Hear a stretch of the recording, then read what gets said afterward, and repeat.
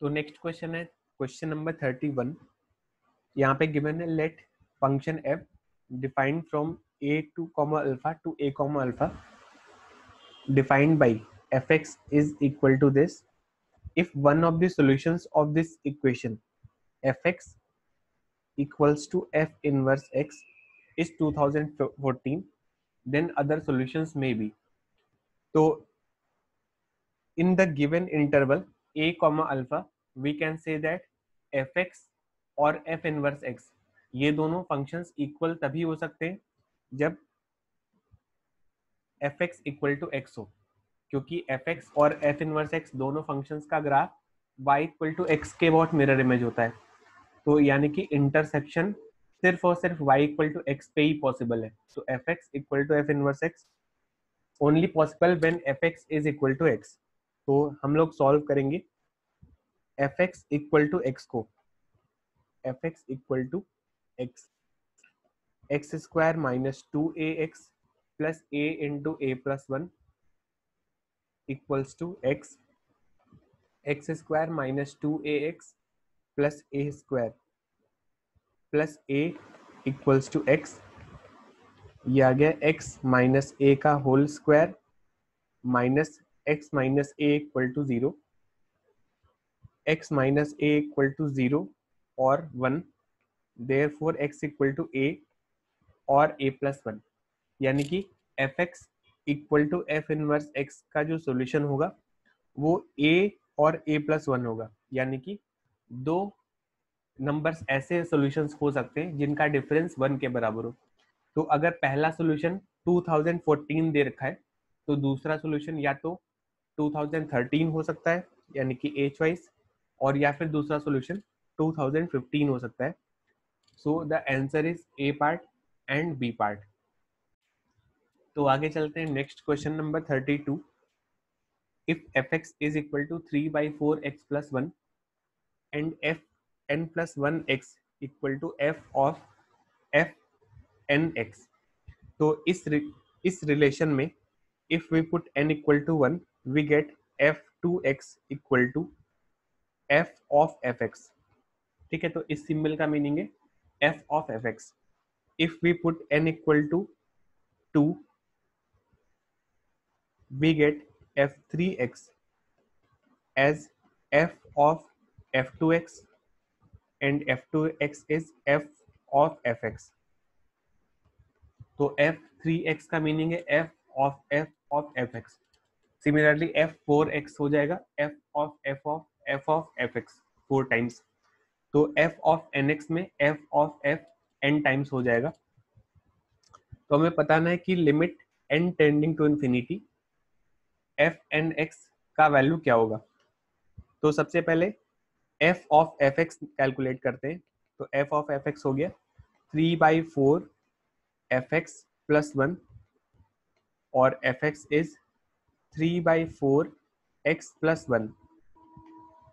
तो आ गया 3/4 square into x plus 3/4 plus 1।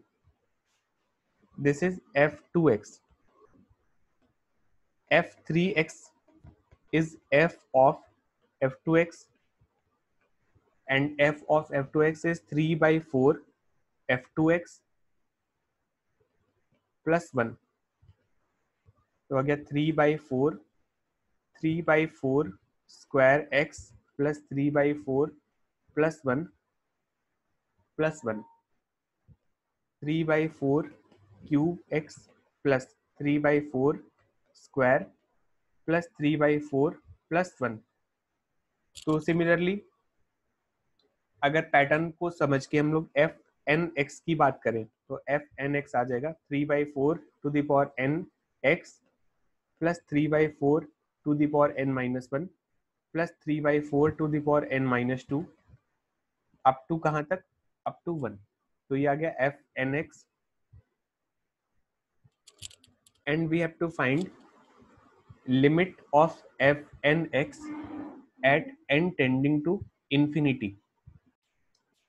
तो अगर हम लोग यहाँ पे इस एफ एन एक्स में अप्लाई कर दें limit N tending to infinity, तो यहाँ पे जो लास्ट टर्म है 3/4 to the power n into x, तो 3/4 to the power n will be 0, फिर x चाहे कुछ भी हो, 0 इंटू एनीथिंग 0, तो ये तो पार्ट ऐसे ही 0 हो गया, और जो रिमेनिंग पार्ट है that will become infinite GP, तो इसका समेशन आ गया a अपॉन में 1 माइनस आर, तो ये आ गया 4, तो यानी कि लैम्डा इक्वल्स टू 4, तो लैम्डा इक्वल्स टू 4।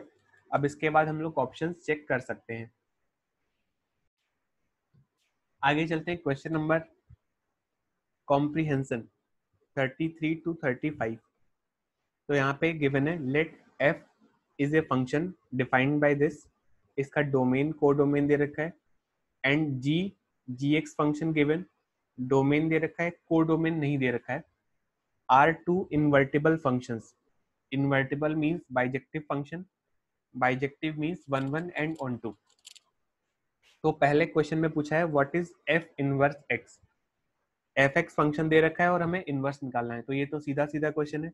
सबसे पहले x और y को इंटरचेंज करते हैं, तो x equal to 2 raise to the power y 4 minus 4y square, log लिया, log x equal to y 4 minus 4y square, log base 2 पे ले रहे हैं, तो यहां से हमें अब निकालना है y का value in terms of x, तो let y square equal to t, let y square equal to t, तो यहाँ से आ गया t square minus 4t minus log x base 2 equals to 0, ये आ गया t में क्वाड्रेटिक, और इस क्वाड्रेटिक से इसके रूट्स लिख सकते हैं, t equals to minus b plus minus under root b square minus 4ac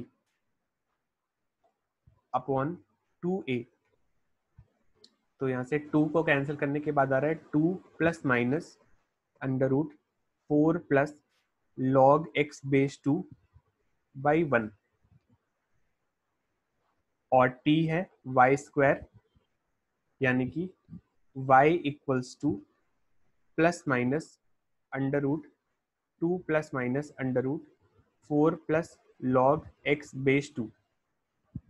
ठीक है, अब ध्यान से देखिए, अगर हम लोग यहाँ पे नेगेटिव साइन कंसिडर करेंगे तो फिर, अच्छा सबसे पहले इस फंक्शन एफ एक्स का डोमेन और को डोमेन हमें दे रखा है, एफ एक्स का डोमेन है 2 से इन्फिनिटी, एफ एक्स का डोमेन क्या है 2 से इन्फिनिटी, तो एफ एक्स का जो डोमेन है वही एफ इनवर्स एक्स का रेंज होना चाहिए, यानी कि inverse function F inverse x का रेंज 2 से इन्फिनिटी होना चाहिए, यानी कि वैल्यूज 2 से ज्यादा होनी चाहिए। तो अब यहाँ से वैल्यूज जो है वो 2 से ज्यादा कब मिलेगा, सबसे पहले हम लोग को यहाँ पे भी पॉजिटिव साइन कंसीडर करना पड़ेगा और यहाँ पे भी पॉजिटिव साइन कंसीडर करना पड़ेगा, तभी हमें वैल्यू 2 से ग्रेटर मिल पाएगा। तो हमारा इनवर्स का आंसर आ गया y equal to under root 2 plus under root 4 plus log x base 2। देखते हैं कौन सा ऑप्शन मैच हो रहा है, B choice, under root 2 plus under root 4 plus log x base 2, B choice, तो क्वेश्चन नंबर 33 का आंसर हो गया B choice. Next question number 34,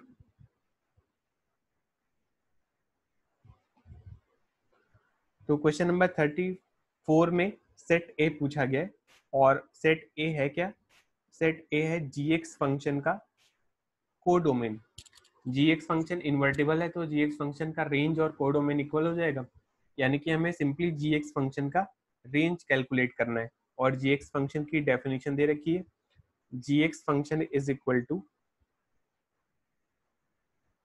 sign x plus 4 upon sine x minus 2, sine x minus 2 plus 6 upon sine x minus 2, 1 plus 6 upon sine x minus 2। हमें इस function का range calculate करना है, और किस डोमेन के लिए रेंज कैलकुलेट करना है, तो डोमेन है पाई बाय 2 से पाई, तो हम लिखेंगे for x belongs to pi by 2 से pi, sine x belongs to 0 to 1, sine x minus 2 belongs to -2 comma -1, reciprocal करेंगे 1 upon sine x -2 belongs to -1 to -1/2, 6 multiply करते हैं 6 upon sine x -2 belongs to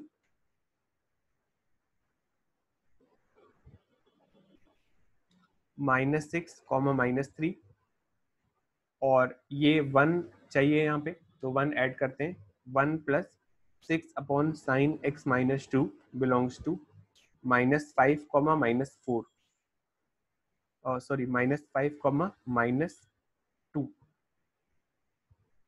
तो यानी कि gx function का range आ रहा है -5 से 5 2, और यही सेट ए का आंसर होना चाहिए -5 से -2। सो क्वेश्चन नंबर 34 का करेक्ट चॉइस है सी ऑप्शन, -5 से -2, a choice. Next question number 35। Question number 35 given है, हमें पूछा है domain of F of g inverse x. अब देखिए इस क्वेश्चन में कुछ स्टूडेंट्स को कंफ्यूजन हो सकता है सिंबल की वजह से। तो अगर हमें क्वेश्चन में ऐसे लिख के दिया जाए और हमें क्वेश्चन में ऐसे लिख के दिया जाए, दोनों का मीनिंग अलग अलग है, दोनों का आंसर भी अलग अलग आएगा। जो पहला लिखा है मैंने एफ ओ जी का होल इनवर्स ऑफ एक्स, इसका मीनिंग होता है जी inverse of F inverse of x. ठीक है, इनवर्स फंक्शंस में रिवर्सल लॉ अप्लीकेबल है। और जो दूसरा पार्ट लिखा गया है उसका मीनिंग है F of g inverse of x. तो ये सिंबल सबको क्लियर होना चाहिए। तो हमें कैलकुलेट करना है F of g inverse of x. ठीक है, और F of g inverse x का सिर्फ डोमेन कैलकुलेट करना है, सिर्फ डोमेन कैलकुलेट करना है। तो चलिए डोमेन कैलकुलेट करते हैं। सबसे पहले ये फंक्शन कैसे बनेगा, तो इस फंक्शन में हम बोलेंगे कि सबसे पहले x का वैल्यू हम इनपुट करेंगे जी इनवर्स x फंक्शन में, और वहां से जो आउटपुट मिलेगा that will be input in F x. तो फाइनली हमें आउटपुट मिलेगा F of g inverse of x. तो सबसे पहले जो भी है एक्स हम लोग जी इनवर्स में पुट कर रहे हैं वो जी इनवर्स फंक्शन के डोमेन में होना चाहिए। जी इनवर्स का डोमेन था क्या, तो जी इनवर्स का डोमेन वही होगा जो जी एक्स फंक्शन का रेंज होगा, और जी एक्स फंक्शन का रेंज हम लोग 34 क्वेश्चन में निकाल चुके हैं -5 से -2। तो सबसे पहला कंडीशन में लिखूंगा x बिलोंग्स टू -5 से -2, ये तो होना ही चाहिए, तभी x का वैल्यू जी इनवर्स में इनपुट हो पाएगा। अब यहाँ से जो आउटपुट मिलेगा that output should be in the domain of f x, उस आउटपुट को एफ एक्स के डोमेन में होना पड़ेगा। एफ एक्स का डोमेन कितना है, तो एफ एक्स का डोमेन यहाँ पे लिखा हुआ है 2 से इंफिनिटी।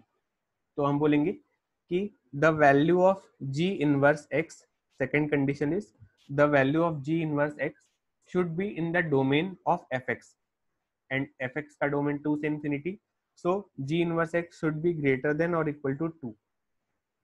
ठीक है, अब यहाँ पे इस कंडीशन को सॉल्व करना है। तो इस कंडीशन को सॉल्व करने के लिए जी इनवर्स एक्स फंक्शन निकाल सकते हैं, पहला तरीका, या फिर बिना निकाले भी सॉल्व कर सकते हैं, क्योंकि हमें जी एक्स का डेफिनेशन पता है।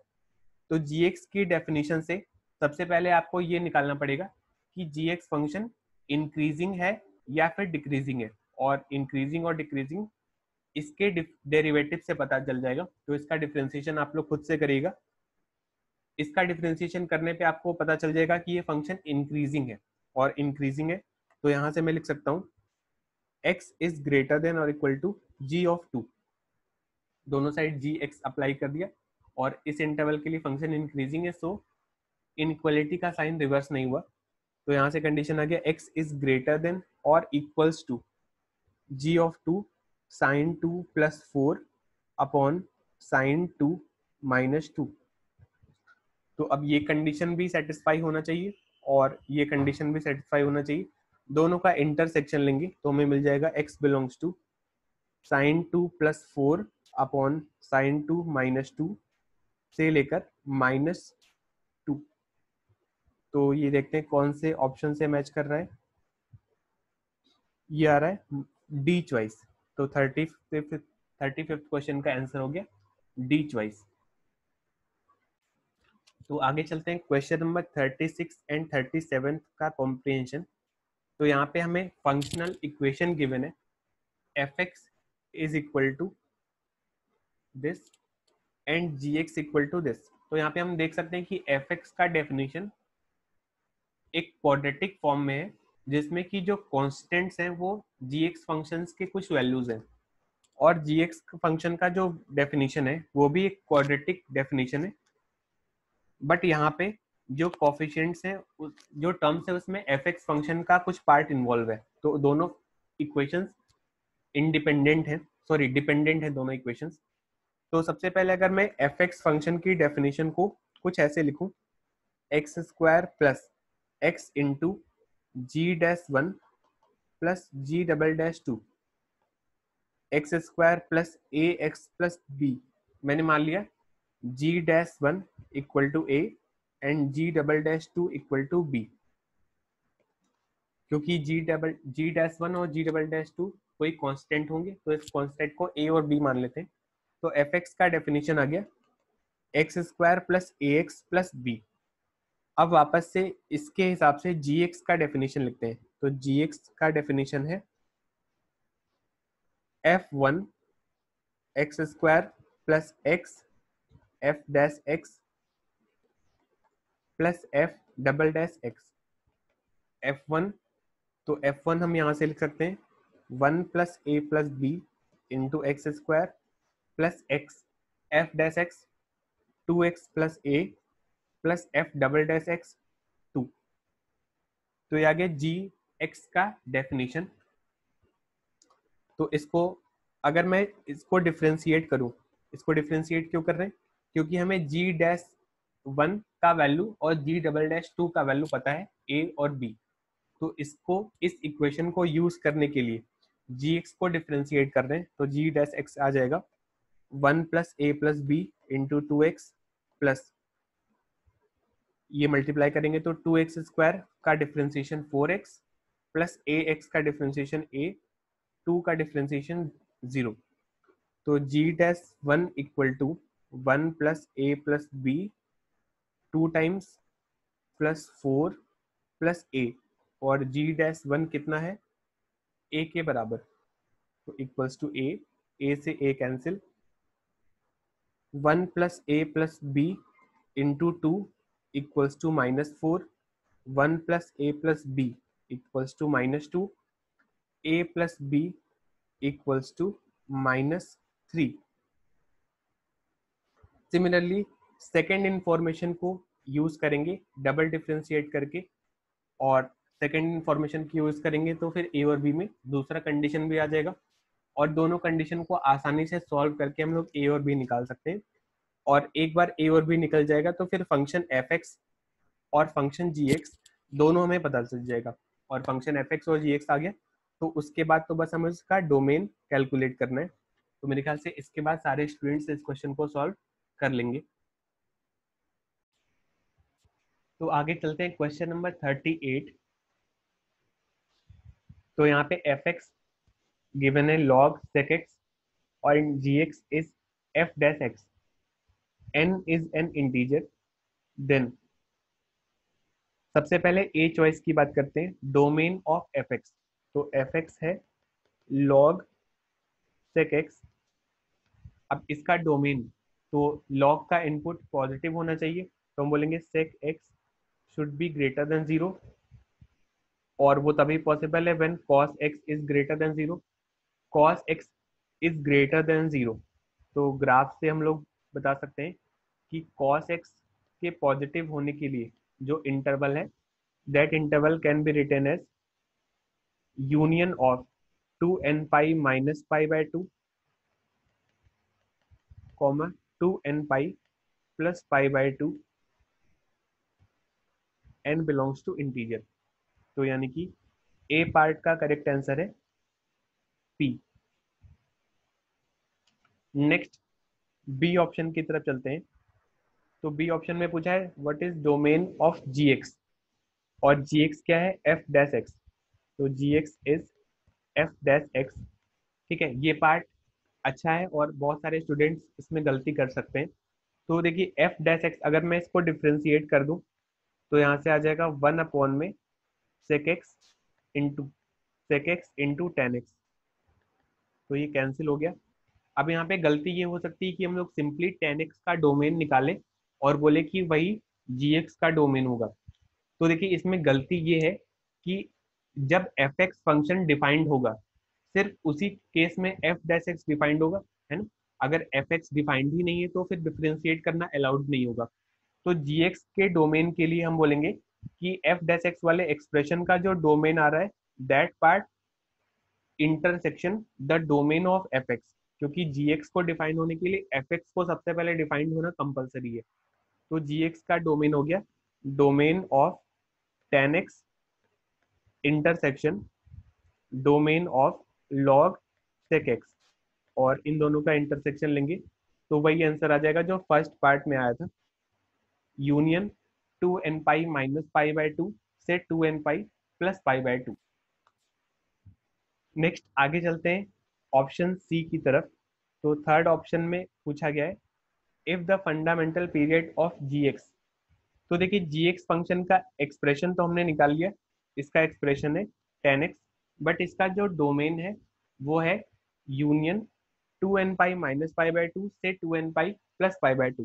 तो अगर इस इंटरवल में जी एक्स का ग्राफ प्लॉट करें तो कुछ ऐसा ग्राफ बनेगा, टेन एक्स का ग्राफ बनेगा माइनस पाई बाय टू से pi by two, minus pi by two से pi by two, again 3 pi by two से 5 pi by two, and so on. ठीक है। इस इंटरवल में ग्राफ क्यों नहीं बना, क्योंकि इस इंटरवल में cos x नेगेटिव होगा, और cos x नेगेटिव होगा तो एफ एक्स डिफाइंड नहीं होगा, एफ एक्स डिफाइंड नहीं होगा तो जी एक्स भी डिफाइंड नहीं होगा। इस वजह से इस इंटरवल में ग्राफ नहीं बना है। तो यहाँ से ग्राफ को देख के हम लोग बोल सकते हैं कि जो ग्राफ है जी एक्स का वो 2 पाई इंटरवल के बाद रिपीट हो रहा है। तो इस वजह से जी एक्स का फंडामेंटल पीरियड हो गया 2 पाई। तो period is 2 pi, therefore k is equal to 2 pi. अब 2 पाई किसका एलिमेंट है वो हम लोग चेक कर लेंगे। Last choice D option.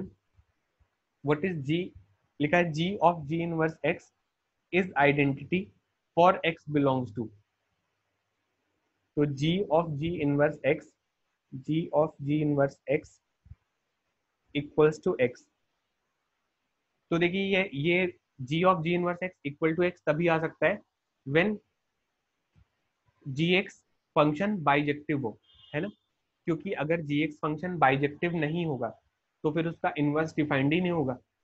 तो जैसे कि साइन एक्स फंक्शन की बात करते हैं, sine x function is many one, but इसको माइनस पाई बाय टू से पाई बाय टू में रिस्ट्रिक्ट करने के बाद ये 1 1 ऑन 2 हो जाता है और इसका इनवर्स साइन इनवर्स एक्स बोल देते हैं।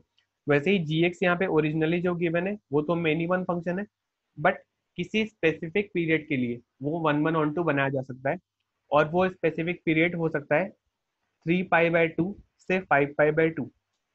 तो यानी कि डी ऑप्शन यानी कि एस में जो इंटरवल लिखा है उस इंटरवल के लिए जी एक्स और जी इनवर्स एक्स दोनों डिफाइंड है, और दोनों डिफाइंड है तो g of g inverse x x आ जाएगा। यानी कि डी का करेक्ट आंसर हो गया फोर्थ चॉइस, एस पार्ट।